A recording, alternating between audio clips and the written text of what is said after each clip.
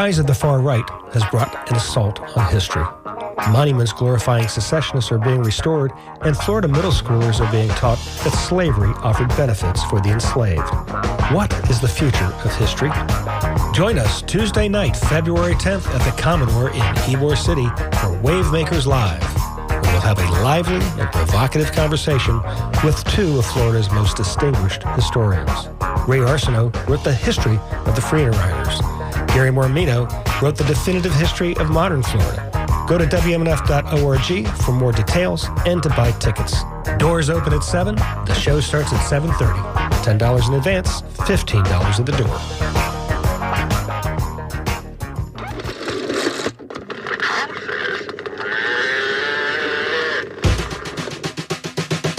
Walks like an animal, talks like an animal, must be an animal. Come hear the animals, talking animals, talking animals.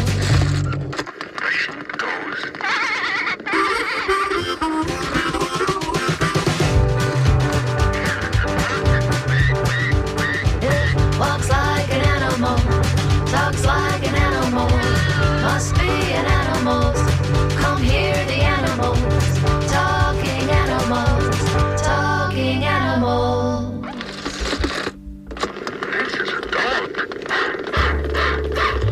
Good morning. This is Talking Animals on WMNF.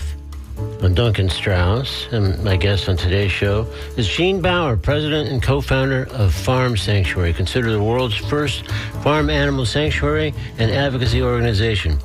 And as the organization now marks its 40th anniversary, one way you can assess its influence is by tallying all the farm animal sanctuaries that have sprung up in its wake, or trying to tell them all. A notable early element of that 4-decade history is that the operation was initially underwritten partly by selling vegan hot dogs from the sanctuary's VW van at Grateful Dead concerts, a relationship that continued over the years. Today's conversation, I suspect I'll ask Bauer for some reflections on Bob Weir and the place the Grateful Dead occupies in farm sanctuary lore. Bauer himself has emerged as a noteworthy cultural figure, not merely for his role as Farm Sanctuary co-founder, but as the author of 2 books and numerous articles. Time magazine called him the conscience of the food movement. Among other attributes, he's an esteemed and in-demand speaker. In fact, Bauer is slated to deliver a talk entitled Farm Sanctuary, Changing Hearts and Minds About Animals and Food in Tampa on February 22 at Florida Voices for Animals' 31st Annual Have a Heart for the Animals Awards Dinner fundraiser. Tickets are still available for that. So you want to hear Gene in person, there's your opportunity. So we may get a sneak preview of that talk, in fact, but we'll certainly have a good deal of ground to cover with Gene here in just a moment on Talking Animals on WMNF. Programming note, though, in just over 2 weeks, February 18th, WMNF's Winter Fund Drive begins, and we'll be raising money on Talking Animals on that very day, Wednesday, February 18th. I'm typically assigned a giant fundraising goal, especially for a 1-hour show, and this year I think it's my biggest goal ever. So I've learned over the years that the only real prospect of reaching a big goal like that is to receive pledges before the Fund Drive show, maybe today. Some of you might consider donating before February 18th, and whatever you can swing would be much appreciated. Just go to WNF.org. In the upper right-hand corner, click on Donate Now. Just sort of follow the prompts. There's a drop-down menu at one point asking which show you'd like to donate to. Please select TLA, Talking Animals, so that our show is credited with your donation. Thank you so much. Coming up later on today's program, we'll speak with Jason Cowan, Executive Director of Friends of Boyd Hill Nature Preserve, which presents its annual Rapture Fest at the preserve this Saturday, February 7th, starting at 10 a.m. Rapture Fest runs till 4 p.m. and offers an array of activities, including photo ops with birds of prey and watching trained raptors in free flight. More on this when I talk with Jason Cowan later in today's program. Right now, though, let's get into our conversation with Gene Bauer with a reminder that I invite you to join the conversation by calling 813-239-9663, emailing DJ at WMNF.org, or texting 813-433-0885. Let's welcome Gene Bauer back to Talking Animals on WMNF. Good morning, Gene. Good morning. It's great to be with you.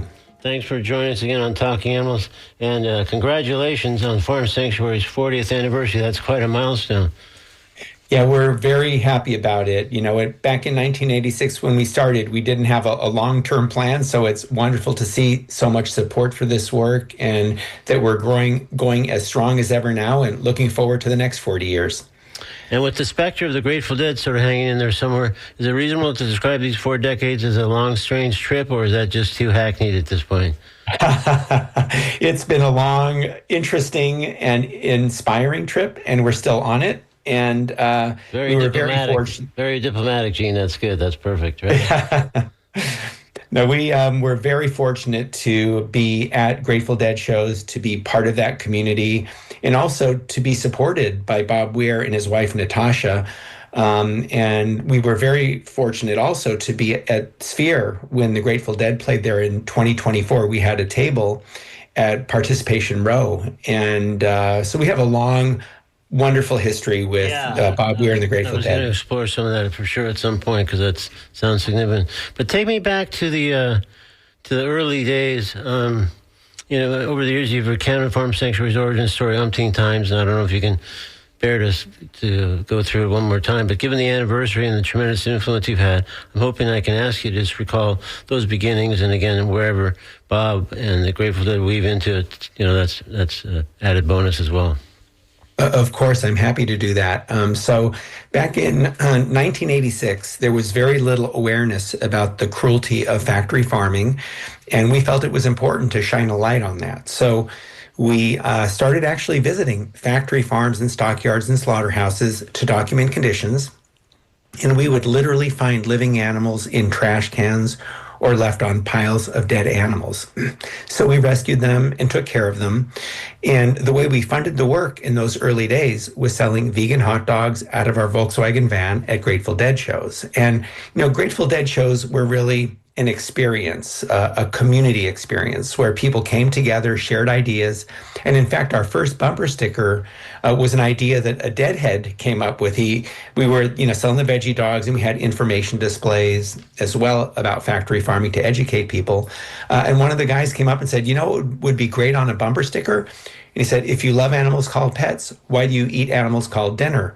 And we agreed, and that became our first bumper sticker. So there was a lot of back and forth and shared learning during those concerts and in those parking lots. And that was the fertile ground for the beginning of Farm Sanctuary. And how did you arrive at the idea of selling vegan hot dogs at Grateful Dead shows to help kind of get things, seed money, et cetera, for Farm Sanctuary's operations? I mean, were you already going to those, and it just seemed like a natural connection to do, and you saw other people, flyering or with booths set up or whatever? I mean, what prompted this initially? Well, we've always loved the Grateful Dead, and recognized that there was this community around the Grateful Dead that was traveling from town to town that needed to eat. And they were also a very open-minded group. So we felt that, if we could show up at these, events selling vegan hot dogs, we would be able to raise awareness and get people talking about what happens to animals in the food system, and, raise some money to help support our work by selling veggie hot dogs. So it was a win-win in many ways. Yeah. Now, how far did you travel, Gene, to those shows to try to sell the veggie hot dogs? I mean, did you go everywhere they went, or was there certain geographic limitations at a certain point, or? We were based in Wilmington, Delaware at the time, and so we were in the mid-Atlantic. So we stayed primarily on the East Coast. Mm-hmm. We went as far west as Wisconsin, but it was primarily up and down the East Coast. Yeah, I got you. So as I understand it, of course, we recently lost Bob Weir, and as I understand it, he was a longtime friend and supporter of Farm Sanctuary. Can you talk about that relationship and or share some remembrances of Bob? Yeah. So, in the early days, we were just in the parking lots and just part of the community. But in the last 5 or 10 years, we started connecting with him and his family. And for our 35th anniversary 5 years ago, I actually interviewed Bob about the work we do. And I asked him, about the whole hippie ethos and the culture and the belief systems. And he mentioned this saying, if it feels good, do it, which was something that was said in the 1960s. And then he sort of reframed that and said, if it feels right, do it. And by feeling right, that means kind and humane and mutually beneficial to all parties involved. And it was, I think, a really wise reframing of that kind of term. And he also shared how, when he was younger, he actually worked on a ranch and he saw what was happening to the animals. And he said that when people participated in causing harm to other animals, it didn't only hurt the other animals, it hurt us as people as well. So those were, I thought, some very kind of interesting perspectives he shared. And as I said, we were invited as Farm Sanctuary to have a booth when Dead and Company played at Sphere in Las Vegas, and that was wonderful as well. So, and then also going back a little further in 2015, when the Dead were doing their Fare Thee Well tour, we partnered with Bob and his family to get vegan hot dogs sold inside of major venues like Soldier Field in Chicago. So that was another part of our history with the Grateful Dead. Yeah. And those more recent shows, the shows, I guess, specifically at the Sphere, I mean, what felt the same about those Dead shows and what felt different about them compared to your earlier sojourns with them? I think what felt the same was the welcoming community. That was always the case around the Grateful Dead, and sort of the presence of people wanting to share time and ideas with each other. So that was beautiful. I'd say what was different is that there are now next generations of Deadheads coming up. So you had, parents and their kids at some of the more recent shows. So I think that would be the main kind of different thing that I observed. And you talked about earlier the sort of hippie ethos that, Bob sort of reflected. And did you feel over time, and especially in this recent reuniting of the shows and at the shows, that there was sort of a farm sanctuary ethos intersecting with the Grateful Dead ethos? Oh, absolutely. And honestly, I think that's been the case since our beginning at Farm Sanctuary. It's really about community. It's about learning from each other. It's about kindness. That was a very important thing that Bob pointed out to me when I interviewed him about, the success of the Grateful Dead. It was really about empathy and listening to other bandmates and then kind of supporting each other and riffing off of each other. And as human beings and, with our work at Farm Sanctuary, we want to learn from each other. And we also want to learn from other animals and recognize the consciousness and the emotional lives that these other animals experience. And by doing that, I think it just enriches our own lives. For sure. And it seemed like Bob was just, by all accounts, just a really great guy and really, had sort of a great manner and philosophy about all kinds of things. And just even where, how he played and how he wanted to play within the band, how that extended to just functioning with people and animals. I mean, it was all part of a piece with him. Absolutely. No, he was a very compassionate, wise person. And he was like kind of a guru on one end and then a, free spirit musician on the other end. Yeah, great combination for sure. So this is Talking Animals. I'm Duncan Strauss. If you just tuned in, my guest is Gene Bauer, co-founder and president of Farm Sanctuary, now marking its 40th anniversary. And Farm Sanctuary could be considered really the granddaddy of farmed animal sanctuaries that have popped up all kinds of places across this country and other countries, really, for that matter, and certainly an exemplar of such facilities.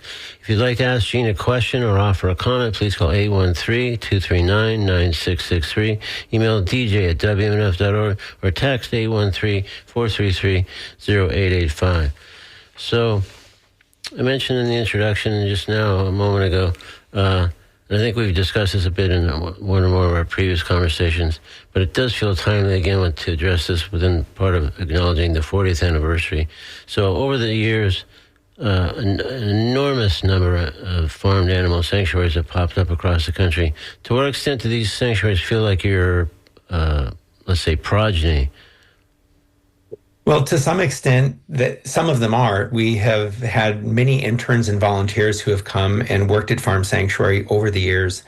And some of them have gone on to found their own farm sanctuary. So I think that's sort of the closest progeny in a way of saying it. But each of these is their own organization, and they're individuals doing their own work, which we support. And there's human beings are social animals, and we see other people do things, and then we might choose to do the same thing. So I think with the farm sanctuary movement, we were the first, but each time there are new farm sanctuaries and other people see the work and recognize that this is something that feels meaningful and positive, other farm sanctuaries often spring from new farm sanctuaries. So, we are social animals. It's people see, people do. We learn from those around us. So the more sanctuaries there are, the more there will be, because people see this. So it's become kind of a movement, and there are now hundreds, if not thousands, around the world. And I think they all kind of come from the same basic ethos, which is to care for animals who are among the most abused on the planet. And different sanctuaries may do things a little bit differently, but the basic core tenet that farm animals matter, they deserve compassion, goes throughout all of them. Yeah. And when you travel around, do you feel inclined to visit some of these farm sanctuaries that have popped up in the wake of farm sanctuary itself? Yeah, absolutely. I love visiting other farm sanctuaries. And when I travel now, especially, I'm making a point to visit with people at other sanctuaries. And, we've each kind of referred to like the monumental number of them. Is there any way to actually tally the number that exists across this country, if not beyond? Or is it just sort of so enormous that it's just kind of hard to wrap a number around? It's pretty hard to say what the exact number is, but it's definitely hundreds in this country. Yeah. And I know of sanctuaries all over the world. So I'm guessing we're probably over 1,000 by now, but there's no real kind of formalized tracking of it. So it's very hard to say for sure. Yeah. And you mentioned that some came from people that interned or did other, worked in other capacities at Farm Sanctuary itself. I imagine some of these, though, other ones maybe have sought your counsel on one issue or another as they were getting started or getting launched, or maybe after getting launched, maybe they hit some kind of issue that they thought, hey, maybe we should see what Gene Bauer could advise us on this. Yes, absolutely. We've been doing this for many years, and many newer sanctuaries have come to us and asked for advice and ideas about how to care for the animals properly, also just how to operate as a nonprofit organization.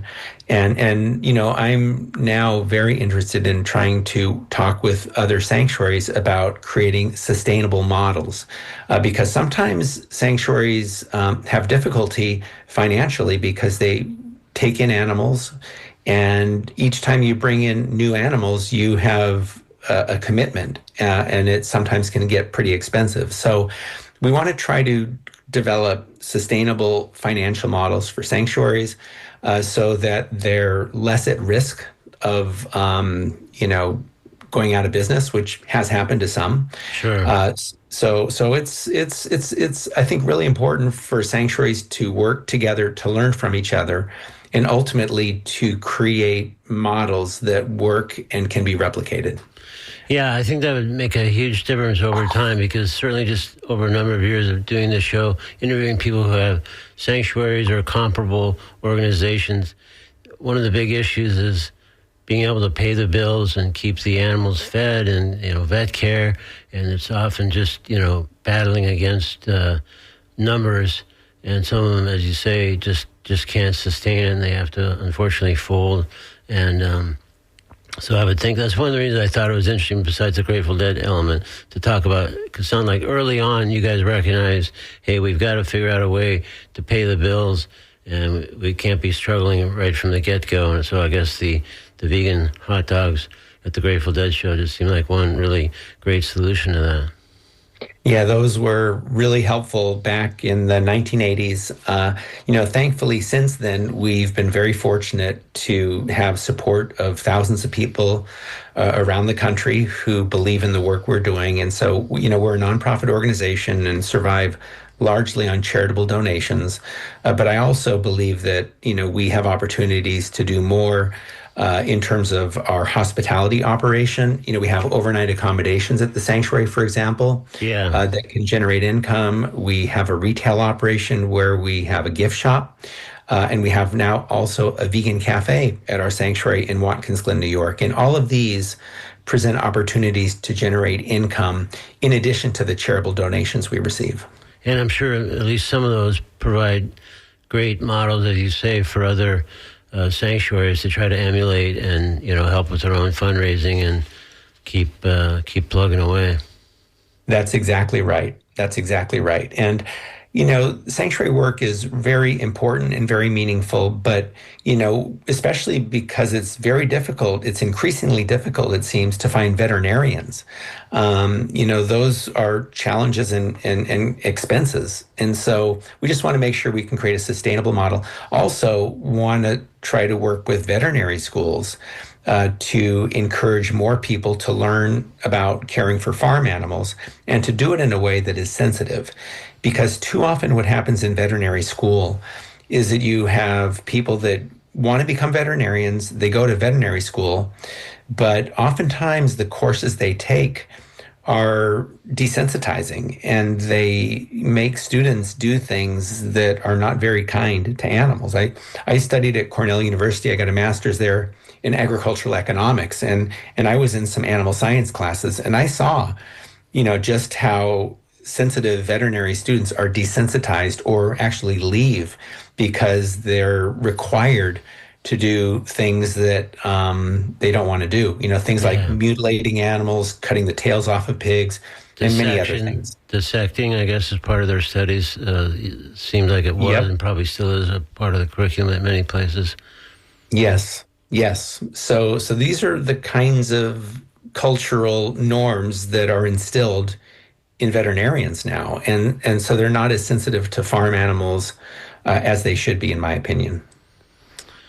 Do you feel like there's some headway being made in that regard? I mean, it sounds like something that's, sort of systemic almost at a lot of vet schools, so it's probably tough to implement change there. No, that's exactly right. It is systemic. And, veterinary schools get significant funding from the factory farming interests, equipment manufacturers, pharmaceutical manufacturers, the petrochemical industry. But there are some vet schools that do have a more forward-looking perspective.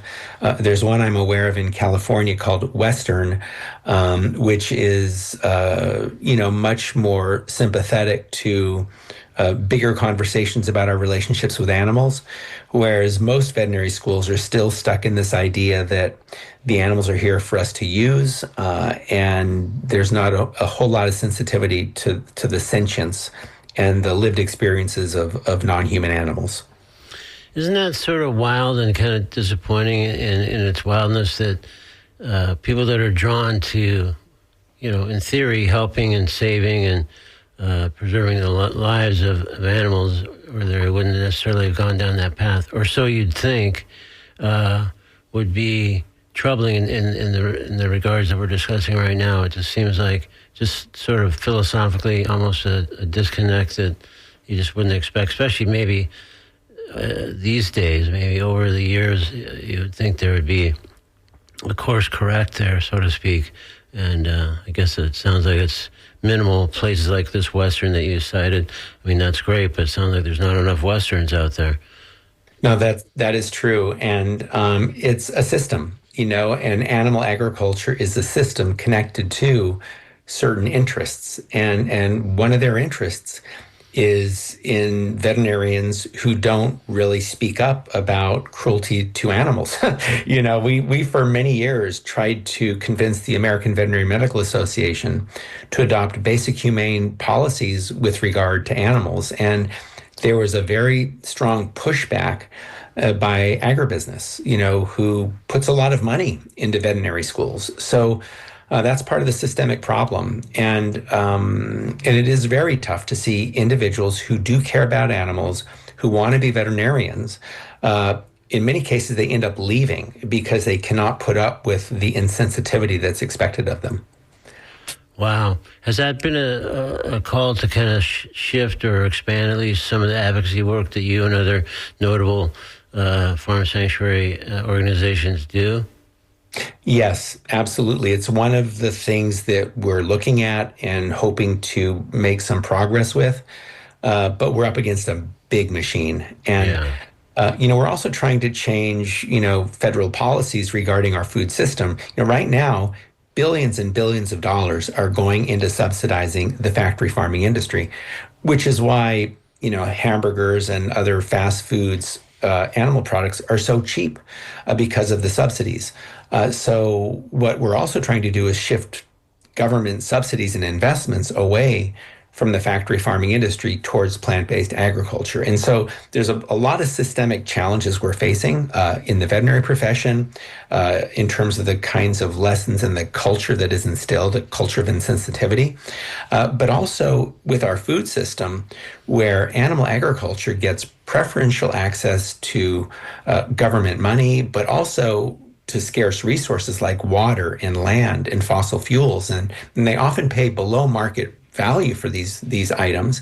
And then when factory farms pollute the environment and cause harm to ecosystems, government money again starts to clean up the messes that factory farms are creating. So this is an industry that has not been held accountable, and that needs to change as well. So there's a lot of systemic issues that we're facing, and it can be pretty daunting to try to change policies and laws and big institutions.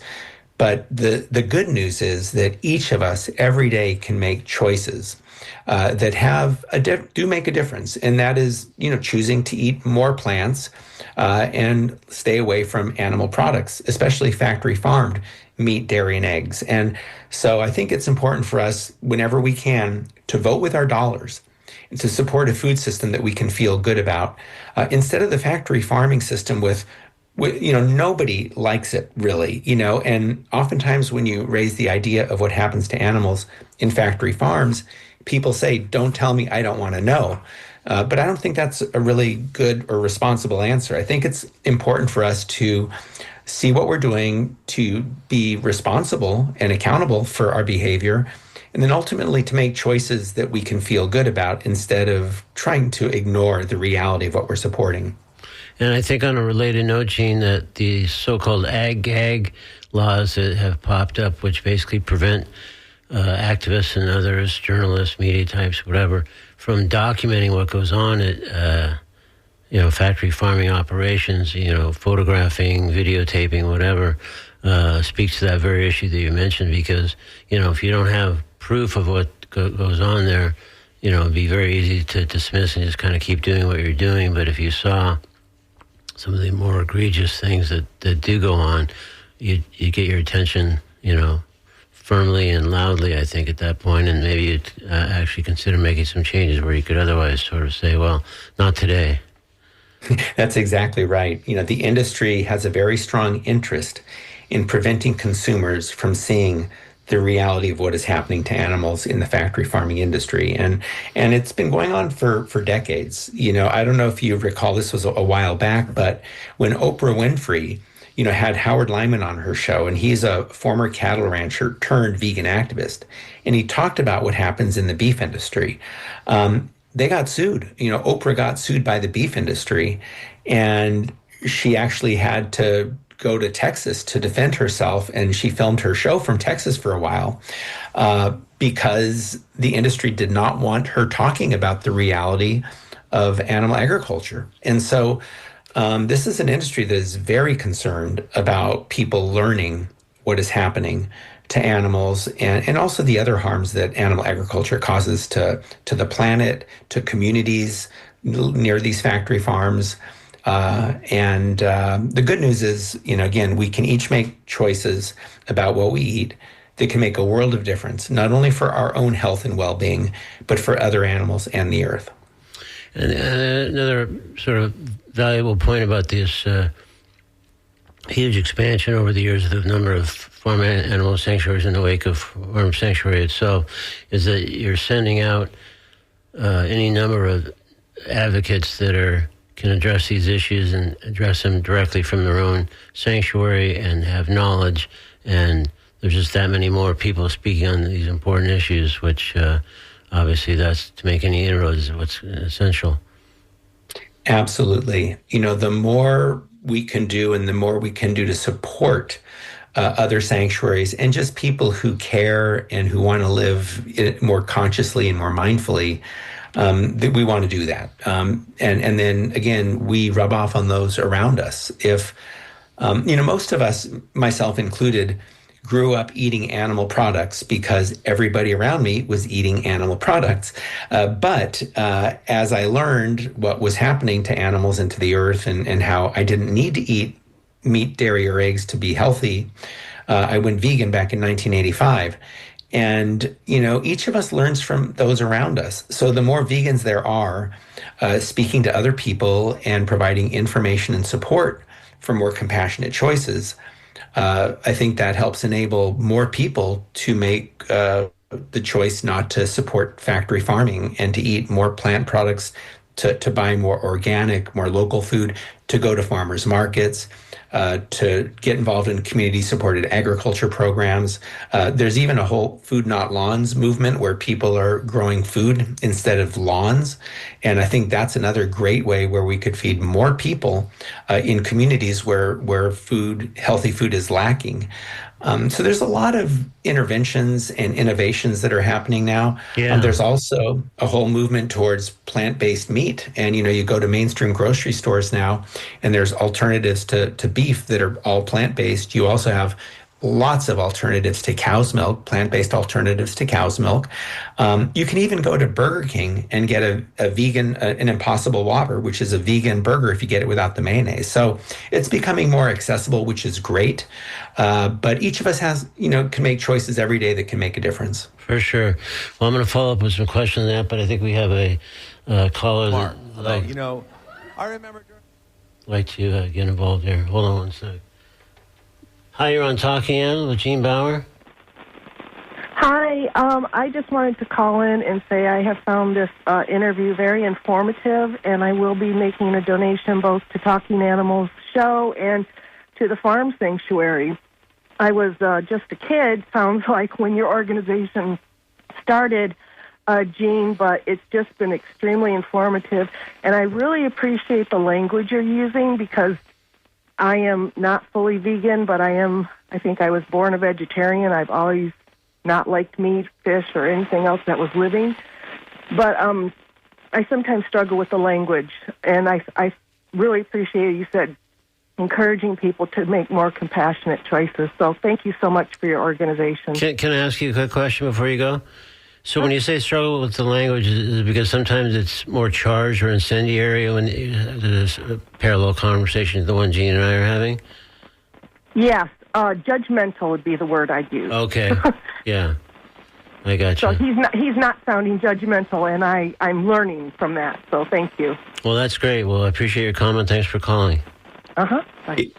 Thank you very much for calling in and for sharing those sentiments. I really appreciate that. One of Farm Sanctuary's most important values is that we want to empathize and understand people, and we want to speak to people in ways that make sense. We speak to people where they are on their own journeys. And, all of us are works in progress. Even the most vegan is not perfect. None of us is perfect. So we each learn as we go, and we just try to do better as we learn more. Yeah, and as the caller noted, the less judgmental people are in any kind of exchange about what they're going through or what they're considering, the more progress that can really be made. Those are kind of blockades typically to progress. I completely agree. I think when people feel judged, they shut down, and that makes it difficult for people to be curious and to be open to learning. So I think curiosity is important. I think most people are humane, and I think most people do want to live in a way that they can feel good about. And so it's part of our job is just to create the opportunities for conversations that can lead to positive steps forward. So, Gene, when you glance ahead, what does the future of Farm Sanctuary look like? Is there a plan in place for certain changes or new policies to be implemented, or Where are you looking out for the next year, 2 or 3, from where we are here at the 40th anniversary? Yeah, well, at Farm Sanctuary, we have 3 pillars. One is rescue, where we rescue animals from cruelty and let them live out their lives at our sanctuaries. We do educational work to raise awareness about the food system and about ways that we can live more compassionately and about the other animals we share this planet with. Most people have never gotten to meet a cow or a pig or a chicken, and we want people to recognize that these animals have feelings, they have memories, they have relationships, and they want to enjoy life just like all other animals. So that's part of our education work, talking about the cruelty of factory farming and who farm animals are and why it makes sense to treat them with more kindness. And then we have advocacy work as well, where we try to change laws and policies to prevent the abuses of factory farming. And so this is where we're passing law. We've passed some laws to prevent the confinement of animals in cages and crates so tightly that they can't even turn around. And by the way, the first such law in the U.S. was passed in Florida in 2002. It was Amendment 10 that was on the ballot to ban gestation crates, which are 2-foot wide enclosures where pigs are kept these are mother pigs during their pregnancies. They're kept in these gestation crates. And so we were able to ban those in Florida. And there's about 10 states now that have similar laws banning that inhumane form of confinement. But that's our advocacy work, where we try to stop certain cruel practices, and we're trying to shift government subsidies and supports away from the factory farming industry to a community-oriented plant-based food system. Well, that sounds great. Well, in a moment, I want to see if you wouldn't mind touching on, like I say, kind of a sneak preview of the talk you'll be giving in Tampa later this month on February 22. But one other question on the sort of follow-up of what we just were discussing. How would you characterize the biggest changes Farm Sanctuary have made in recent years? Just 1 or 2 notable changes that you feel like have really made a difference to the organization. I think, we've always done the same 3 pillars: rescue, education, and advocacy. And I would say in the last year or 2, we've really come to recognize the importance of supporting other sanctuaries and understanding what challenges other sanctuaries have. So that's been a significant new focus, plus a reinvestment in our advocacy work to change systems.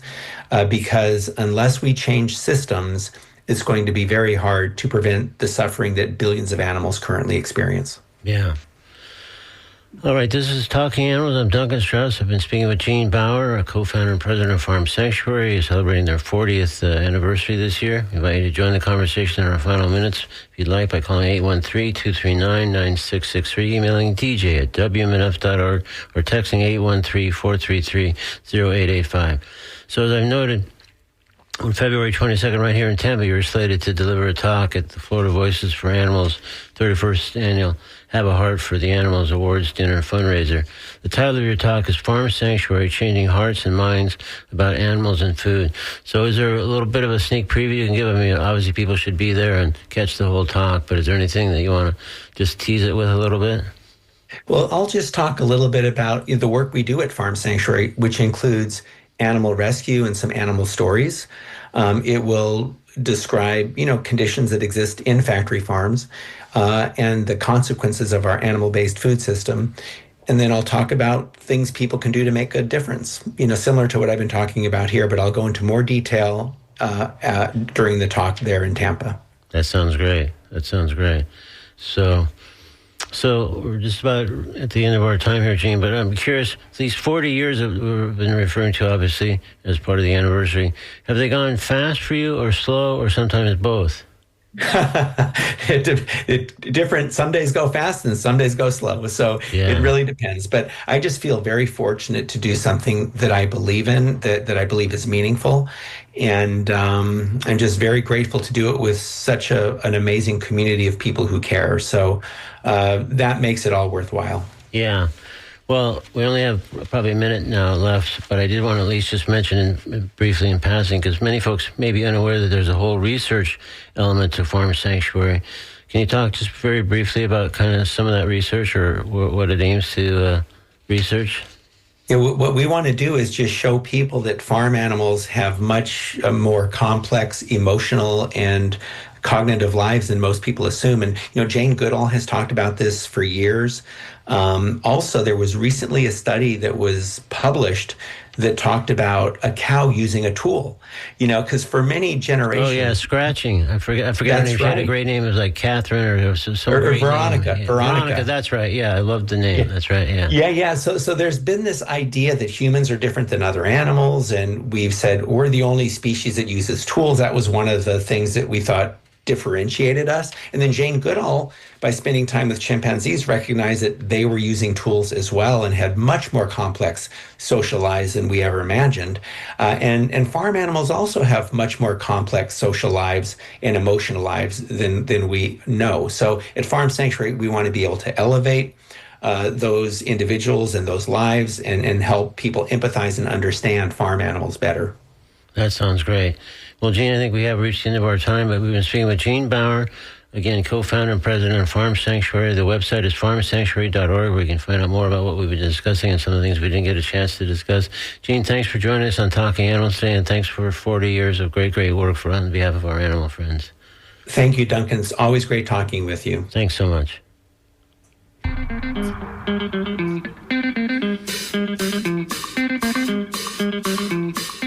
In a moment, I'll speak with Jason Cowan of Boyd Hill Nature Preserve, gearing up for its annual Raptor Fest happening at the preserve this Saturday, February 7th. We'll hear all about that, what's on tap.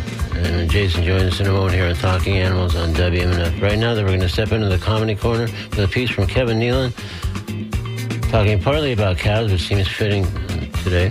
Here's Kevin Nealon with a piece called Cows on the Roof in today's Comedy Corner on Talking Animals on WMNF. Most animals are smart, though. I remember during the tsunami in Sri Lanka, I read about this. The animals, they have like a sixth sense. They knew it was coming, and they took off for the hills the day before it happened. They all survived. They didn't tell anybody else. They kept it a secret. They, come on, just us. Come on, keep it quiet, move it along. Let's go. But I have a whole newfound respect for animals now. I give them a lot more credit. In fact, now, when I see a dog chasing a car, I will chase that car, too. Oh, yeah. Animals are something. I rescued a couple of cats not long ago. Hey, do your cats throw up all night long? Is that what they do? Is that the M.O.? I mean, all night long, all I heard was, whoa! And I wake up in the morning, and there is puke everywhere. It's like living in a fraternity house or something, it's just crazy. And you know what? Not even puke. They're hairballs. And I know that because I sifted through it with a little stick. A couple of berries, but mostly hair. Mostly hair. Yeah. And you got to get it off the carpet quick, otherwise it stains. You've got to make a decision. Either get them off or let them accumulate and become like a sticky shag carpet after a while. Animals are smart. That's all I'm going to say. I watch the Weather Channel. They always show the floods in the Midwest, right? And they show the cow up on the roof, surrounded by water. I don't know how she gets up there. I guess she comes up the stairs, I guess. Do they have stairs in a barn? I don't know. She comes up the stairs, crawls out the window, grapples up to the roof, just waits it out. They should show that. Maybe they should have the Cow Network. I'd watch the Cow Network. But even here in California, the animals warn you before an earthquake. They'll start barking like crazy, the dogs. The cats will hide under the cars. You just have to know the signals, what to look for. Okay, like if you live in the Midwest, right? And you're going down the stairs and there's a cow coming up the other way, you get the boots. It's common sense.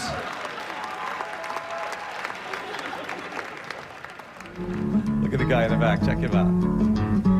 What's he doing? But I'll tell you what's funny. No, seriously. No, seriously. No, the guy in the back.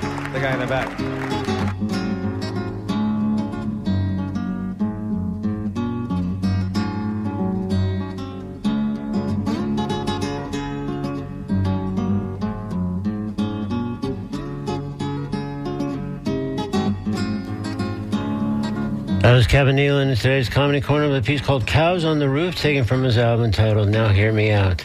Now it's time to speak with Jason Cowan to get the scoop on this year's Raptor Fest. Welcoming Jason Cowan back to Talking Animals on WMNF. Good morning, Jason. How's it going? Great. Thanks for joining us on Talking Animals again. Yeah, of course. So, for those who may not be familiar, let's start by maybe asking you to present a bit of an overview of Boyd Hill Nature Preserve. What is it? How long has it been around? And so on. Yeah, so Boyd Nature Preserve is a City of St. Petersburg-owned preserve, part of the Parks and Rec Department in South St. Pete on the backside of Lake Magori. It's 6 miles of hiking trails, different habitats, and a lot of acreage of preserve land, and been around as a preserve or a park in some capacity since the 40s, and it's been very well known for its bird of prey program since the late 80s. Wow, that's a great history there for sure.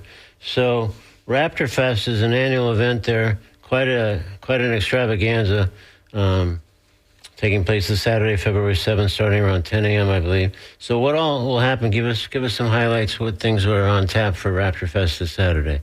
Yeah, so those of you that don't know, a raptor is a bird of prey like hawks, eagles, falcons, owls. So it's basically a big festival celebrating our local raptors. So we have our own bird of prey program at Boyd Hill. We also bring in other people that have their own raptors from around the area. So you'll see a lot of exhibitors that are from the area that have, those kinds of animals, tabling with up-close encounters available. And we also have a master falconer, Steve Hottie from EarthQuest, that comes down. He actually free flies some of his raptors for the audience. So we actually have like a big field set up with bleachers. He does 3 demos during the event and shows you how to actually, fly free-flighted. Wow, that sounds very cool. And I think I read some of those bird walks too. What in this case? What is it? There'll be bird walks at 11 and 1 o'clock. They're very beginner friendly. So everything at Raptor Fest is designed to be, it's geared towards anyone from a real enthusiast that already loves birds, or people that are new to the idea of it. You don't have to feel like you can go on the bird walk as a total beginner, and they'll teach you things about it, and hopefully you'll come back for a future one down the road. Yeah, and there's all kinds of activities for all ages, it sounds like, including that. And one thing I was wondering about, I was thinking about our conversation this morning earlier, do you occasionally run into folks who are afraid of raptors?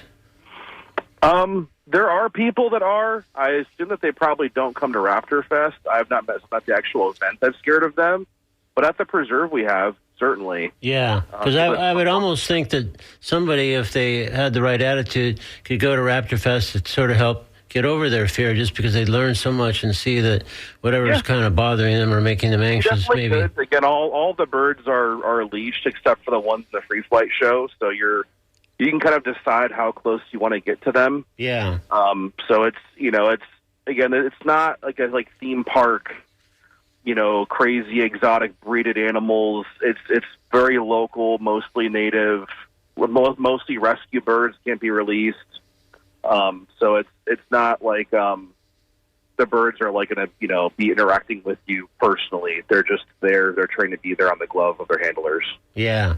No, it sounds like it's great, and it sounds like it's, as you kind of noted, for all levels of interest and comfort with raptors.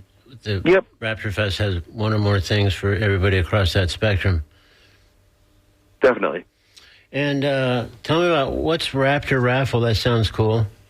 Yeah, so we have 12 raffle baskets available. Tickets are on sale even now at the preserve. You can go, arrive, today, tomorrow, Friday, or during the event and purchase raffle tickets. There's a lot of locally created baskets. People will donate items to local businesses, from breweries to artists with art, books and all kinds of unique things. And basically at the end of the event, we draw winners for those items. That sounds great. Wow. So let's go through some of the details. This is an event that's what we call unticketed, when we're not allowed to talk about prices on the air here at WMNF, but basically it's a very reasonable price, let's put it that way. Yep. But here I think one thing that's crucial for people who might be interested in checking it out, can you talk a little bit about the parking information? Because that sounds like that's kind of significant. The most important thing is that, we are a preserve that's not designed to handle these kinds of events very often. So parking for most people is going to be at Lakewood High School or Lake Vista Rec Center. There's a free trolley service to drive you to the event space. If you have a handicap pass, you may park on site in our parking lot, but only with a pass. Okay, so everyone else should expect to take the shuttle and just... Yeah, and they should plan, time-wise. It's a very busy event, know, so if you want to be at the event in time for one of the shows, give yourself plenty of time to get there from one of those spots. You are also welcome to legally park at other places and walk in. But the sanctioned areas are going to be Lakewood High School and Lake Vista Rec Center. All right. Well, this sounds good. Carpooling's encouraged, and so are bicycles. I'm sure. Yeah, carpooling is probably like the smartest thing you could do on a day like that. Definitely. So, all right. And people could, one way to find out more information, you could just search Raptorfest 2026, and all kinds of entries come up. Yeah, to give you raptorfest.org, and also any Friends of Boyd Hill social media will have very up-to-date information, as well as St. Pete Parks and Rec. Well, this is great. Well, this has been Jason Cowan, Executive Director of Boyd Hill Nature Preserve. Sorry about Raptorfest coming up again this Saturday, February 7th, starting at 10 a.m. and running till 4 p.m., if I'm not mistaken. Correct. Okay, well, great. Thanks for joining us, and good luck on the event. Sounds like it's going to be fantastic once again. Thank you, Jason. Bye-bye. Coming up on WNF, it's The Conversation, the great show hosted by Mario Nunez and Joe King Carter. After that, it's The Scoop, WNF's brief news recap. Then we shift back to music programming with Sam Wall, holding forth from 1 to 3, followed by Nancy C., hosting the traffic jam from 3 to 6 p.m. And then just more great music here on 88.5 WNF throughout the rest of the day and evening. So, meanwhile, on this show, at the moment, as a prize for Name That Animal Tune, I'll be offering something from the Talking Animals Vault, full of all kinds of cool trinkets and gifts. The first person calls 813-239-9663 and correctly identifies this tune, the Name That Animal Tune on Talking Animals on WNF.